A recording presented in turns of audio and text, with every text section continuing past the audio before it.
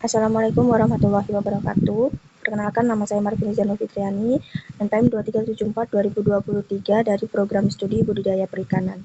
Di sini saya akan menyajikan PowerPoint tugas dari Manajemen Aquaculture tentang pengelolaan kualitas air pada budidaya ikan patin siam. Yang pertama ada pendahuluan.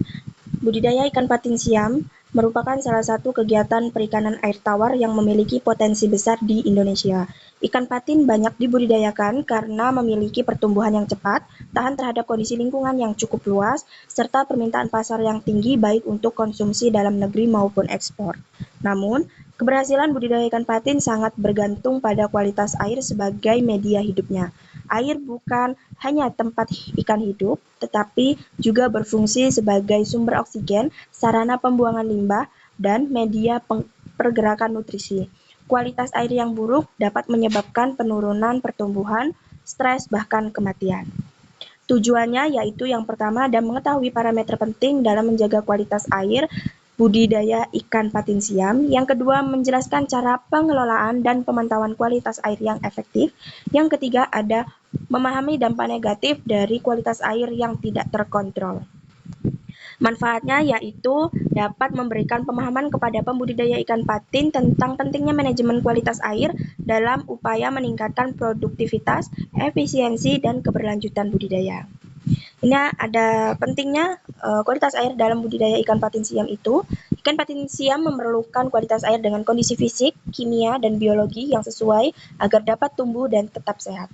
Menurut Boyd 1990, setiap ikan memiliki batas toleransi terhadap pertumbuhan kualitas air. Jika kualitas air tidak berada dalam kisaran optimal, ikan dapat stres, kehilangan nafsu makan, dan rentan terhadap penyakit. Oleh karena itu, parameter penting yang perlu dipantau dalam budidaya ikan patin siam meliputi ada suhu, ada pH, ada DO atau oksigen terlarut, ada amoniak atau NH3, ada nitrit NO2, kekeruhan, serta bahan organik terlarut. Selanjutnya, ini adalah parameter kualitas air.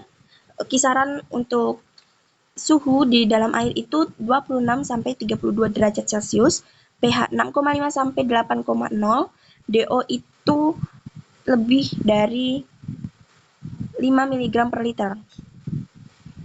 Amonia kurang dari 0,02 mg per liter, nitrit kurang dari 0,1 mg per liter, kekeruhan lebih dari 30 NTU, alkalinitas 50-200 mg per liter.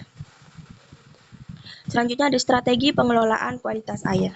Yang pertama itu ada sirkulasi dan pergantian air, yang dimana air kolam perlu diganti sebagian 20-30% setiap minggu, tergantung tingkat kekeruhan dan kandungan bahan organik. Pergantian air menjadi keseimbangan oksigen dan menurunkan konsentrasi amonia. Yang kedua ada aerasi dan penambahan oksigen, yang dimana penggunaan aerator meningkatkan oksigen terlarut dan perbaikan sirkulasi air.